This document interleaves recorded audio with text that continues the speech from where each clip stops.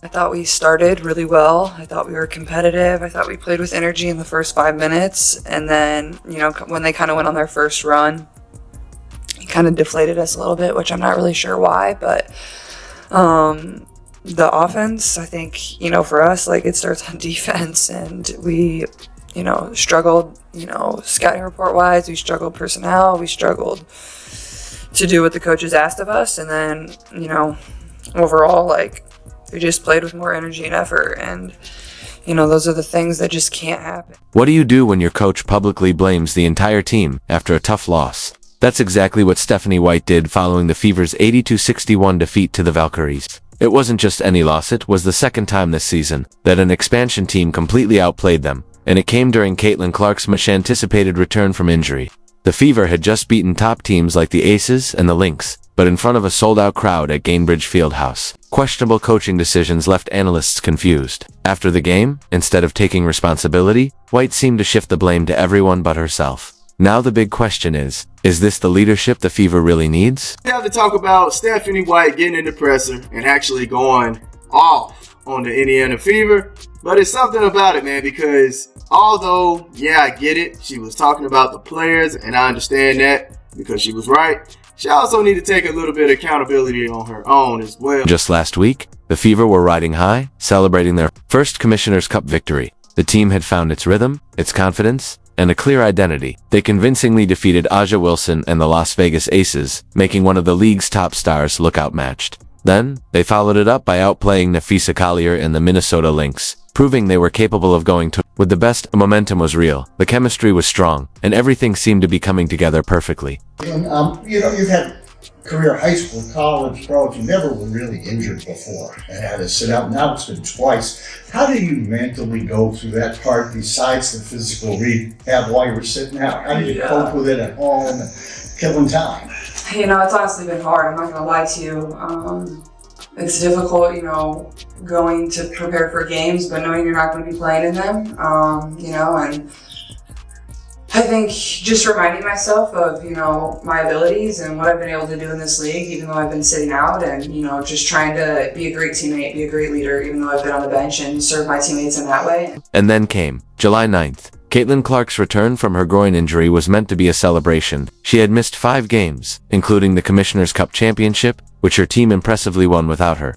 Excitement was at an all-time high. Fans were eager to see how the Fever would perform with their star back in action. Gainbridge Fieldhouse was packed with a sold-out crowd, buzzing with anticipation. The energy before tip-off was nothing short of electric. I think it's given me great perspective on what other people have gone through their career, and like you said, I've been fortunate enough to never really been injured, and I play a lot of minutes usually, so I think it gives me good perspective, not only for people that are injured, but some of your teammates that may not be getting the minutes that they want to get, and I think I can use that experience to be a better leader, to be a better teammate, but also it's challenging me mentally. I think it's really hard to stop and go, and especially when you're not feeling your best. So just trying to get my body as healthy as I can be and remain confident in myself, and then do everything I can once I step back out on the court to help us win. Instead, fans watched in disbelief as their team was dismantled 80-61 by an expansion team that, on paper, shouldn't even be a serious threat yet. The Golden State Valkyries played with the poise and confidence of seasoned contenders,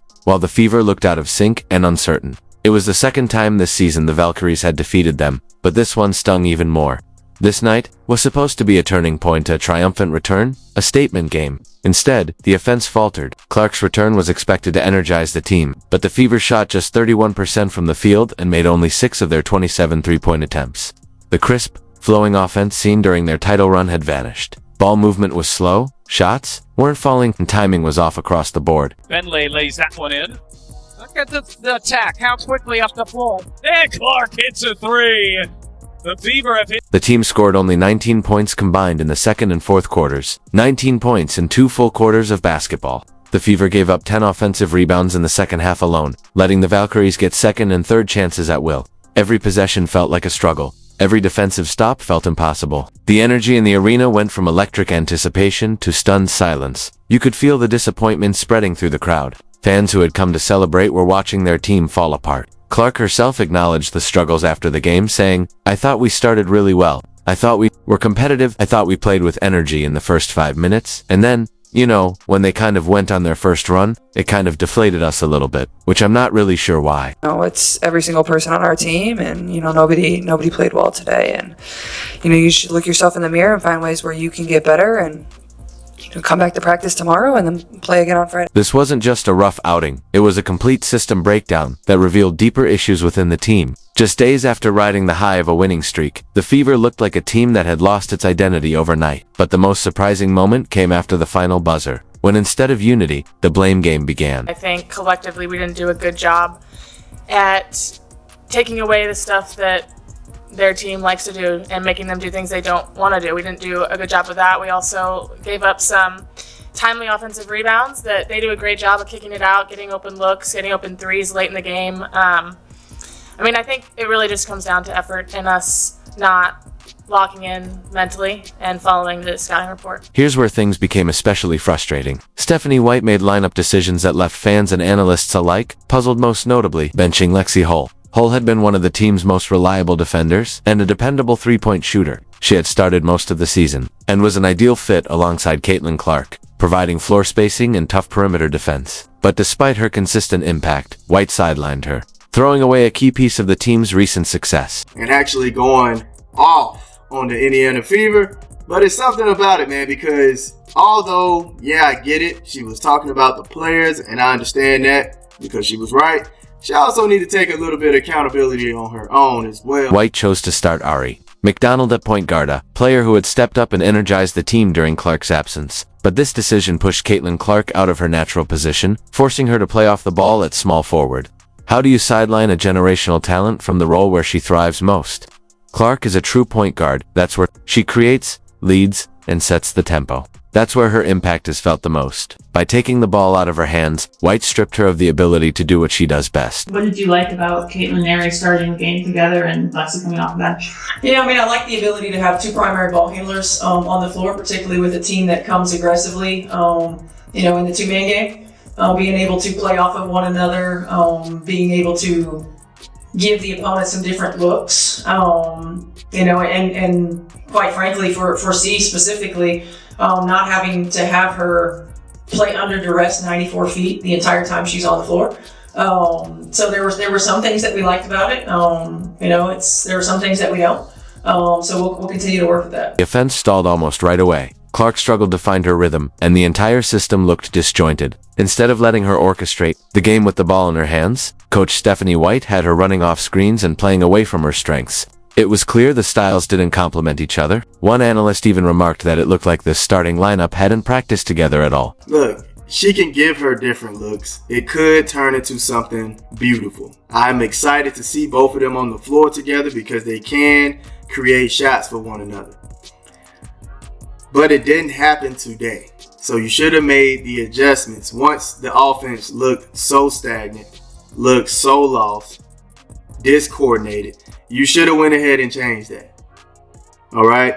You should have changed that. Lexi Hull had been a key piece in the Fever's recent success. Her floor spacing created driving lanes for Clark. Her outside shooting forced defenses to stretch, and her defensive presence was steady and dependable. But when Coach White benched her, all of that vanished. With one decision, the team seemed to lose its identity. The Valkyries wasted no time taking advantage, punishing every misstep, while the Fever's new lineup struggled to gel. Ball movement slowed to a crawl, the offense became predictable, and players resorted to forcing tough shots instead of generating open looks. Everything that had fueled their championship momentum was suddenly missing. So what happened? The Fever? Slow it down! They get into the beautiful motion offense we've all been in love with since the start of the season. Oh, pass, screen away. Oh, what a thing of beauty. Pass, screen away. Oh my goodness. Did you see how Kelsey Mitchell just set that screen? Mwah! Magnificent. And the Valkyrie, Natalie Nakase, and the crew, they said, oh, now's our time to strike. So over the remainder of the first quarter, the whole entire second quarter, after being up 20-11 with 3 minutes and 30 seconds to go, the Golden State Valkyrie proceed to go on a 30-12 run for the next 13 minutes. I would say we can do better than the motion offense when Caitlin Clark's on the bench. We can utilize Kelsey. We can utilize AB. We can utilize Ari. we could do things. But no. No. Caitlin Clark was a decoy for many parts of this game. Majority of this game, dare I say. She didn't seem like a threat, other than when the ball was in her hands, which Stephanie White literally has a heart attack. He says, "No, Caitlin, no! Too many assists, stop! Too much facilitating, cut it out!" I was disappointed because I felt like there was a lack of competitive fire. With the exception of about 2 5-minute spurts. Our attention to detail was poor. I'm not sure if it's not knowing the game plan, as much as, because if it's not knowing the game plan, then that's a whole nother conversation, as much as not executing the game plan. Attention to detail, undisciplined. I felt like our energy and our competitive fire was not there, and that's disappointing. I guess, why do you think you had some of these inconsistencies when it comes to focus and engagement, things like that? I'd say discipline more so than focus. I think this is a group that focuses, but you can focus, and then you have to be able to go out and be disciplined enough to execute it, right? I'm not sure. We're, as coaches, that's our job to figure it out. Why it is. You've seen it in spurts, you've seen it in moments, you've seen it with certain lineups. So finding those lineups that we've seen it with consistently, and maybe keeping those together. It doesn't take much. There's other ways, but to give up your defensive presence just to mitigate that, come on, man. To give up your defensive presence, Lexi Hull, somebody who hustles to get rebounds, right? Hustles to get the rebounds. She had like 7 to 8 rebounds. 7 to 8 rebounds, man. We're going to look at the stat. But she was hustling. Our team, we have a lot of inconsistency. We raised to the occasion when we're playing for 30,000, and then we need to bring that level of focus and that level of energy every single day. It's really hard to win in this league, and I think, we need to focus every game, because all of these games matter when September, October comes. So it's really just going to come to us, and we really need to regroup, turn the page, learn from this, and come with a better mindset on Friday. It has come down to this, y'all, and it's plain and simple. Caitlin Clark has to give the Indiana Fever an ultimatum. That's right. I've been disgusted all day about this piss poor, embarrassing performance from the players, and most of all, from this coaching staff. Stephanie White, I'll say it again, you are a pure bum of a coach.